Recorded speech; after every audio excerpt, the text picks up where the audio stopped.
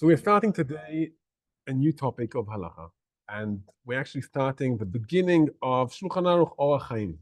So before maybe we begin, we will explain the Shulchan Aruch, how it's built, because we learned many times halachot. I think most of the halachot we learned from Orach Chaim. A few every now and then we had from Yoreh De'ah, and actually I was deliberating if we should learn halachot of tefillah.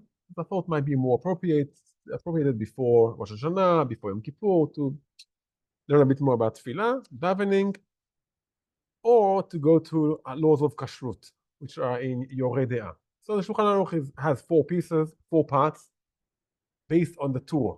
Okay, Tur was written by Rabbi Yaakov ben Harosh, the son of the Rosh, one of the Rishonim. He lived about 600 years ago, more or less. The Rosh Rabbeinu Asher had to escape from Europe to Spain. Spain is part of Europe, but from the Ashkenazi area to Spain. So he has also the Ashkenazi and also the Sephardi influence on him.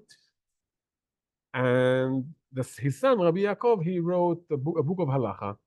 He divided it to 4 columns, 4 turim. 4 turim is based on the choshen that the Kohen had on his chest, on his heart. Arba'a turim. So also he has a book Arba'a turim.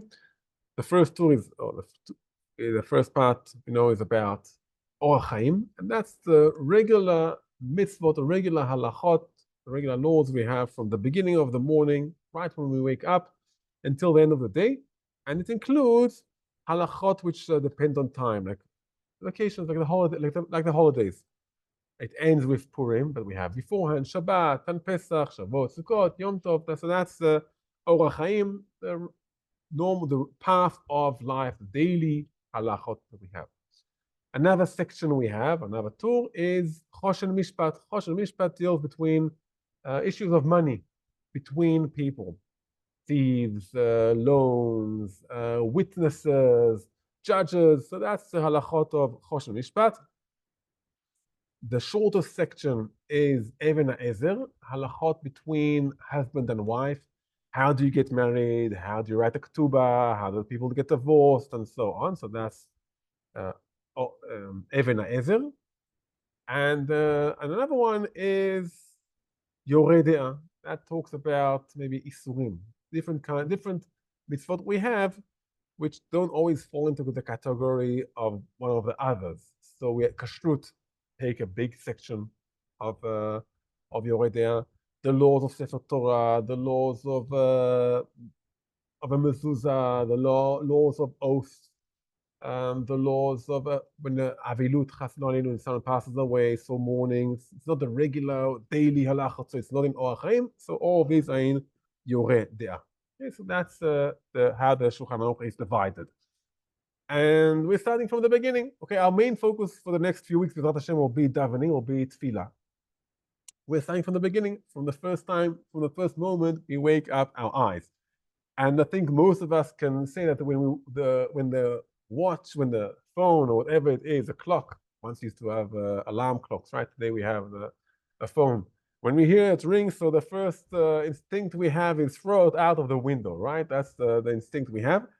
Says the Shulchan Aruch, התגבר כארי בבוקר לעבודת בוראו, שיהיה הוא מעורר את השחר. So a person should rise like a lion to Avodat Hashem, to worship Hashem. That he should wake up the sun, or the morning, and not the sun should wake us up. On those days, they used to wake up by the sun. They didn't have alarm clocks, right? They used to go to sleep on a normal time when it becomes dark, and used to wake up when the sun rises. I'm sure people who are into health will say that that's a much better way of living, of going to sleep early and waking up early. I don't know. Or we can hear. My wife actually the time that the birds start chirping. Just before it becomes before the sunset, yeah. I think crowing, yeah. I think the nicest part of the day, nicest time of the day, is just before the sun rises, and then you can hear all the birds waking up, and all the universe goes back to life. I think that's nice colors outside. If you live in Mali during the summer, so it's still nice outside. It's still cool. So it's quite nice. Today, some of the chickens don't know when it's time to wake up in the morning because they see light around them all the time. And we have a blessing in the morning. We'll get to it maybe in a few weeks. Of which one of the meanings of the blessing is we praise Hashem for giving the chickens the wisdom to differentiate between day and light. And some of the chickens today, they get mixed up, so they don't have that wisdom. They can make the noise even in the middle of the night, wake up in the middle of the night. Several of us come here at 10 to 6 or 6 o'clock in the morning. Right, that's a very nice time. Yeah. There are a few interesting halachot in the beginning of the Shulchan Aruch. We can't get to all of them just because of all the Torah is great, so we can't get to all of it. We'll just mention a few halachot. One of the halachot is brought in the Ramah. Ramah is Rav Moshe Isserlich, just in the beginning of the Shulchan Aruch. He writes, Shiviti Hashem linegdi tamid. Uklal gadol b'Torah. That seeing Hashem in front of us the whole time, that's an important aspect in the ways of tzaddikim, ways of the righteous people. And a person should be in his house as if he's standing in front of a king. Whatever we do, we should know the king is in front of us. It's very hard to live like that, of all the time knowing Hashem is with us. But think of how it is, even 5 minutes a day, to say, wow, we are now standing in front of Hashem. It's not just that he's looking at us the whole time, what are you doing, like a camera, like those security cameras. Is we are now standing in front of a king, or we're now sitting in front of a king. So it's like, it's all of importance. We are also important. If we stand in front of a king, it's importance. I'm not sure if it might be related. Could be a few reasons for it. Modern society has much more depression compared to primitive societies. And there are a few reasons for it. One of it is the way we became more individual compared to primitive societies. Maybe another one is we disconnected a bit from Hashem, and it gives us importance. We know that we are worth it. If Hashem says, I believe in you, what, we won't believe in ourselves? So that's part of the Shiviti Hashem lenegdi tamid. I see God in front of me the whole time. That's an interesting halacha in the Ramah. Another interesting which is connected to that, a person shouldn't he shouldn't be embarrassed from people who maybe laugh at him if he's doing if he's working Hashem, if he's doing mitzvot. If someone knows something is true, so don't be embarrassed by that. You can be embarrassed by other things, but if we are now doing something which is correct, the person is doing a good deed, and they laugh at me, who cares? Their problem. So that's interesting halacha in the Ramah. Another interesting halacha, which it's not so relevant for now, because we just don't get up in the middle of the night to say tikkun chatzot, but it will become relevant in slichot. And I'll explain it now, although we get to slichot only another month, well, more than a month, until we say slichot. So say the Shulchan Aruch in the second paragraph, beginning of the Shulchan Aruch, a person who wakes up to pray to Hashem. So he wakes up in the middle of the night. He should try and pray or say the special prayers in the times when something in the night changes. And according to Chazal, the nighttime has 3 sections, or shalosh mishmarot. So the nighttime has 3 sections. So one should pray to Hashem when we move from the first section to the second section, and from the second to the third. And the Gemara gives, in those days, symbols or signs to know when is each section. Then when they were more connected to nature, so they knew that today when dogs bark, it doesn't talk to us today because we just aren't connected to nature as they were. And when the last section of the night is when the wife comes, wakes up to speak to her husband. I always say there's a joke that the wife will wake up to speak to her husband, but the husband will still try to sleep. So that's why the Gemara says, Isha mesaperet im ba'ala. But anyway, then when they went to sleep early, so they also could wake up early. There's 3 sections in the night. And the Shulchan Aruch says, if you wake up, if you want to say special prayers during the nighttime, say it when we transfer from the first to the second, or from the second to the third, or exactly in the middle of the night. Also, when we move from the beginning of the night to the end of the night. Now, why is it an important halacha? And why is it connected to slichot, saying slichot? So saying slichot, according to the Kabbalah, we should say slichot only in the second half of the night. Only after chatzot, after midnight. The best time to say slichot before Rosh Hashanah is when you guys wake up, right? When you wake up to the early minyan, when it's still dusk outside, it's still half light, when we transfer from night to day. So those transitions are important times. That's when we say slichot. The morning time is actually the best time. The morning time or chatzot. Okay, the morning time before it becomes light. Without if, I think it became custom to say in the morning time. Although many might be on chatzot, but it has to be according to Kabbalah, rabbis, it should be in the second half of the night. Now, on the first night of chatzot, of slichot, we do it usually on Motzei Shabbat. We stay up late, or we go to sleep, take a short nap, and wake up again. And we meet here in shul. Here we usually have a short tish, and then a shir, and then around at midnight we start the slichot. That's on the first night for one night a year, so people can stay up late. What about the rest of the night? So some of us will just wake up early, wake up half an hour earlier, and say slichot. But for some of us, it's very hard. And the question is when to say slichot. Okay, so some people will say around more or less 10 or 10:30, more or less. And according to Kabbalistic rabbis, you can't say slichot then. 10:30, it's much before midnight. How can you say slichot? And the explanation for saying slichot around that time is because if you calculate when the sunset is and when the sun rises, and you divide the time to 3, you divide the night to 3 sections, as we said. Chazal said that the night has 3 sections, so more or less you can calculate each year. It changes a bit depending on the time of the year and where we are. Around 10:30, more or less, that's when we change from the first section of the night to the second section of the night. So people who say slichot more or less at that time, they're fine according to the Kabbalah rabbis. Okay, so that's the people who say earlier, should say later. Okay, at least the earliest around 10:30. That's about slichot. So that's the reason. That's based on the halacha now. So okay, that's based on the halacha now. And another halacha which we're learning, just remembering that just yesterday was Tisha B'Av, and said the Shulchan Aruch, I'll read it in Hebrew, ראוי לכל ירא שמיים שיהיה מיצר ודואג על חורבן בית המקדש. It's fitting for everyone who fears Hashem to worry about the fact that we don't have a temple every day, not just on Tisha B'Av. There's someone from the neighborhood here, if you ask him how is he doing, how is he feeling, he'll tell you everything is great besides 2 things. There's no Mashiach, and there's no temple, there's no Beit HaMikdash. Right? So always to be part of Beit HaMikdash. The Shulchan Aruch say it's good to say the korbanot every day, every morning. We don't have a temple. On the morning of Halachot, right? Yeah.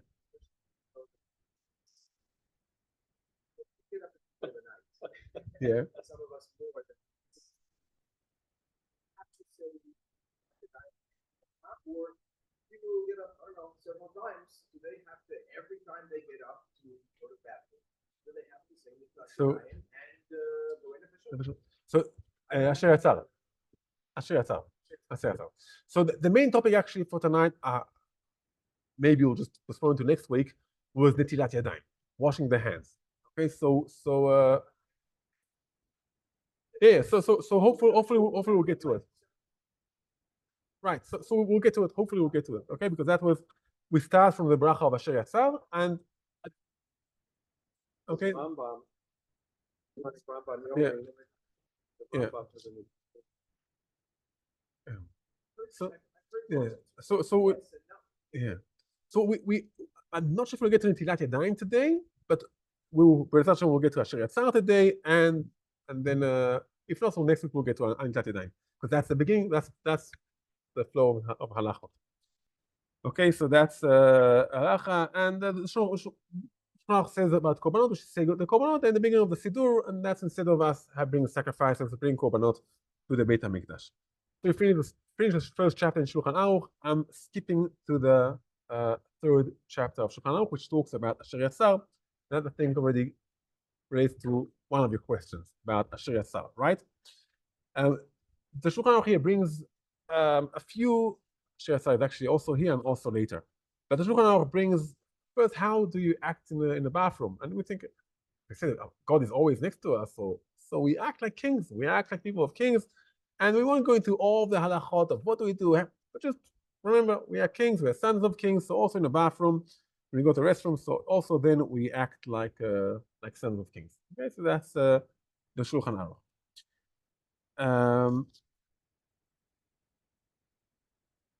I'm trying to think what to do first. Asher Yatzar or Ani Tlat Yadayim. Let's do Ani Tlat Yadayim. Ani Tlat Yadayim, and we'll get to it. So let's, before we start reading the Shulchan Aruch inside of Ani Tlat Yadayim, so you know that on the morning we wash our hands. Wash our hands 3 times. And there's 2 reasons brought in the Rishonim, the argument between the Rosh and the Rashba. Both of them lived around the same time. The Rashba was from Spain, and as we said, the Rosh moved to Spain.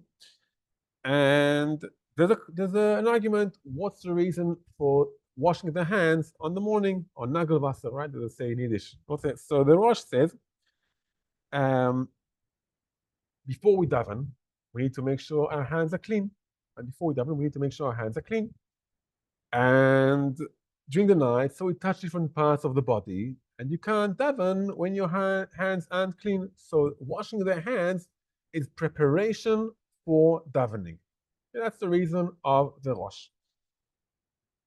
The Rashba holds that on the morning we become new creations. We're going to Shama back. So we are like new creations on the morning. So like creating someone new. A woman, when she gives birth, so she washes her hands after she gives birth. There's something here, new creations. If we're becoming new creations, we wash the hands, and there might be a few differences between them. For example, we become new creations on the morning, but getting prepared for davening maybe could be even before the morning, before the sun rises, right? So that you can already see the differences between them. If I woke up a few times, went to sleep again, okay, maybe I became a new person, but I went to sleep again. Maybe I touched different parts of the bodies. Okay, so we could, right.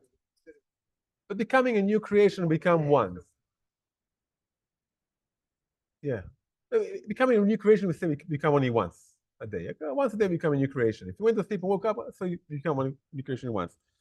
So that's the main 2 reasons for washing the hands in the morning. Another reason is ruach ra'ah, a bad spirit which is upon the hands. Okay? So there's a bad spirit upon the hands.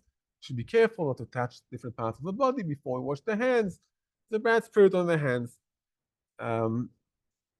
So in the halacha, we hold like all of those 3 opinions. Okay, the 2 first opinions are the main ones, and the idea of bad spirit is also an opinion, but we also hold the halacha.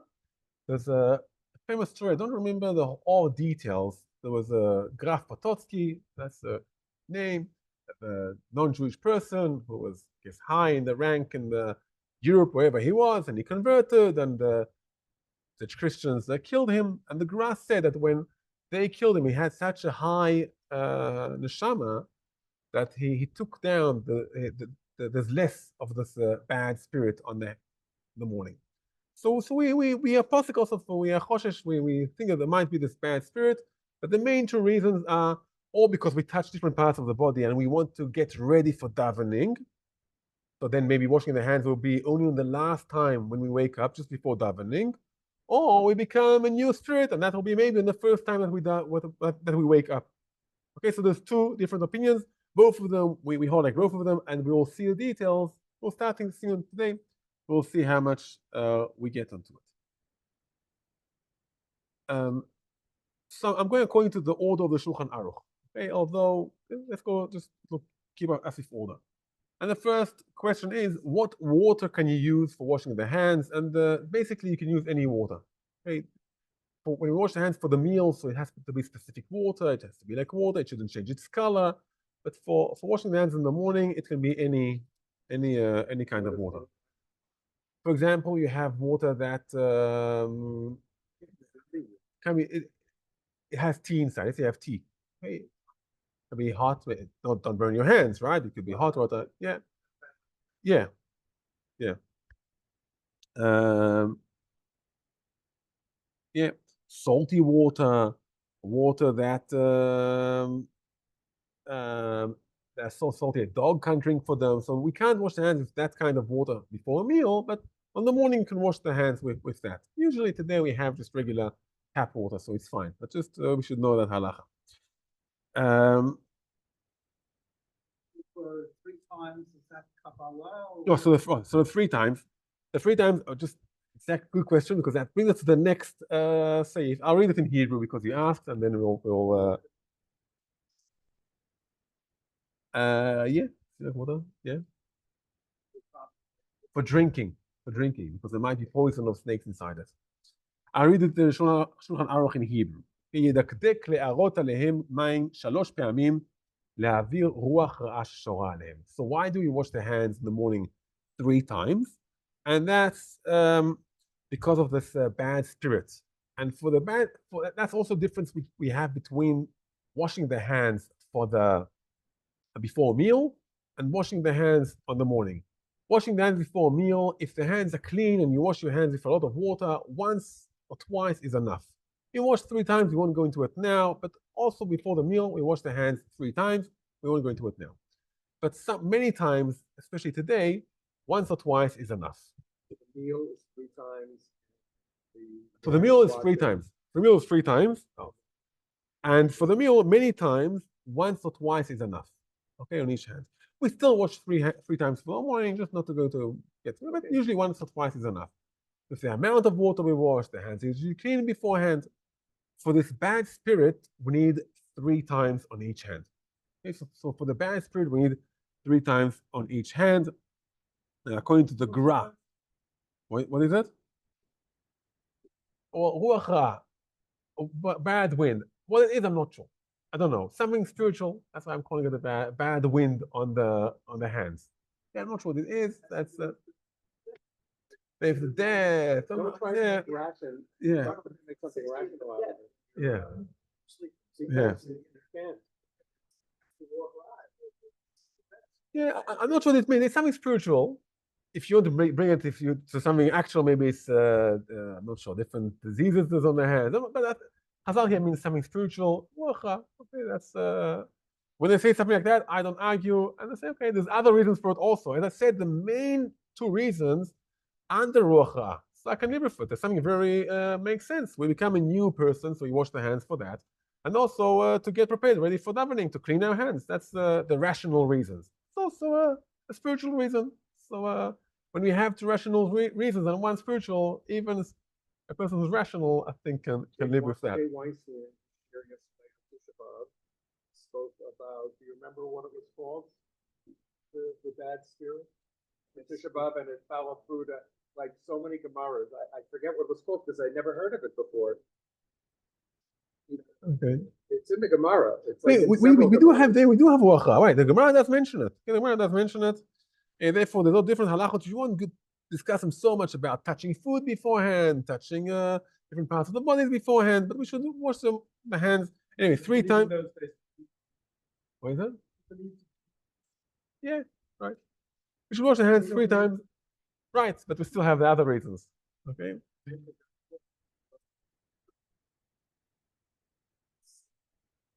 Right. Not to wash the hands on food or different things. Or what you can walk on it. Yeah, motion second. Okay.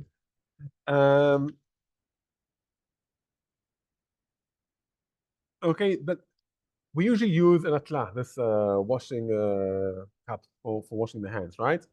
But we don't need to. Okay, if we don't have any cups, so for the meal, you need to make sure you pour the water from a cup on your or from any other vessel on your hands. It needs to be what is called in the halacha koach gava, the force or the power of a person, of a human being, pouring the water on your hands. Okay, so therefore, opening the tap doesn't always help for before the meal. Here, also, you should use an atla. We should use this washing basin for it. But if not, so it's also fine. You can open the tap a few times and close it. That's also fine. And that sometimes might be important. Sometimes you go to a hotel usually have cups, but in an army base many times or other places, and there's no nothing to wash your hands with. Open the tap a few times and close it a few times, and that's it. And that's washing the hands for the morning. Okay, for the morning, that is fine. But not for before meal. Before meal. Before meal has a totally different reason. Okay. And now we are going to questions which Danny brought up. If someone was awake up all night, does he need to wash the hands in the morning, or doesn't he wash his hands in the morning? Let's remember the two reasons we have. One reason was to prepare ourselves for davening. After we slept, we probably touched different parts of the body. So to get ready for davening, we need to wash the hands. But if someone was awake the whole night, he did touch different parts of his body. No, he was awake, right? So he didn't touch different parts of the sections of his body. So according to the Rosh, you don't need to wash your hands if someone was awake the whole night, like the Shavuot night. But according to the Rashba, it says in the morning we become new people. Every morning we become new people. Sometimes we are tired people, and sometimes we are fresh and after a good night's sleep. But in the morning we become a new person. So according to the Rashba, we should wash the hands. Says the Shulchan Aruch, there's a debate. If someone was awake the whole night, does he wash his hands or doesn't he wash his hands? So what would be the solution? Don't we have the picture open explored mornings for people who stayed up? No, so that's for the blessings of Birkat Torah. But what would be a typical solution? There's a debate. Do you need to wash the hands? When do you need to wash the hands? What do you do? What's the question? What's the answer? Both. Wash the hands. No, wash only one hand, right? Wash half of the hand. Wash the hands without the bracha. Yeah, wash the hands without the bracha. Yeah, it doesn't hurt to wash your hands. Just don't say a bracha. Okay, don't say a bracha. Says the Mishnah Berurah. Remember this Mishnah Berurah because that will be important also to the next topic we have. But if a person went to the bathroom just before the morning, so he needs to wash his hands. And why is that? According to the Rashba, he becomes a new person, so he needs to wash his hands, right? And according to the Rosh, to get ready for davening, after going to the restroom, and so you need to wash your hands and get ready, prepared for davening. So usually on Shavuot, so what I do is just after I go to the after drinking so much coffee and Coke all night, you have to go to the restroom. Just before the morning, you go to the restroom, and then you wash their hands and say the bracha of Anitlat Yadayim. A very simple solution, very practical solution. Okay, so a person who is awake the whole night, there's a debate if you need to say a bracha or not. The simple solution, especially for Ashkenazim, in the morning, go to the restroom, wash your hands 3 times, and say the bracha of Anitlat Yadayim. So that More frequent things, you wake up and then go back to sleep. Oh, okay. What happens? Second. So what happens if he wakes up and goes to sleep? So let's read. How much time do we have? Wow, it's already becoming very very close to Mariv. What happens if a person wakes up before the morning and he washed his hands without going to sleep again? Without going to sleep again, he washed his hands. So and then he's awake until the morning. It's according to the Rosh. He doesn't need to wash his hands again. He's ready for davening. According to the Rashba, came the morning, now he becomes a new person. So what does he do? He needs to wash his hands without a bracha. The same quick. We have a debate. But again, here, if he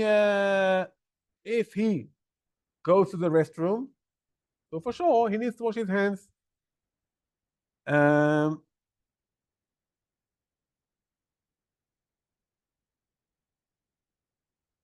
Okay. And here comes, I think, the last question that you asked.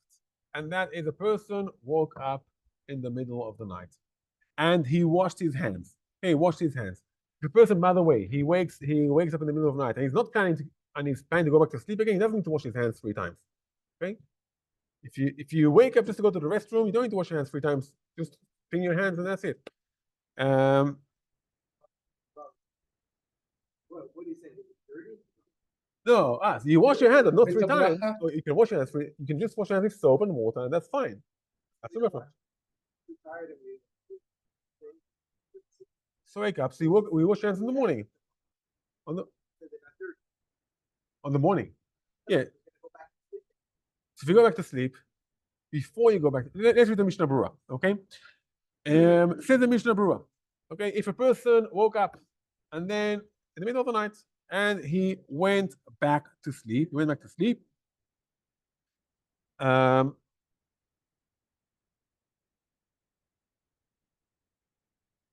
okay, he went back to sleep. So again, here the solution is the same.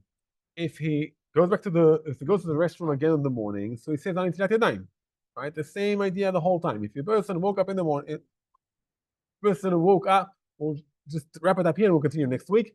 If he wakes up in the middle of the night, okay, and then he goes back to sleep, he'll go to the restroom in the morning, say the bracha of Netilat Yadayim, and Bezrat Hashem will expand a bit more next week. The Rambam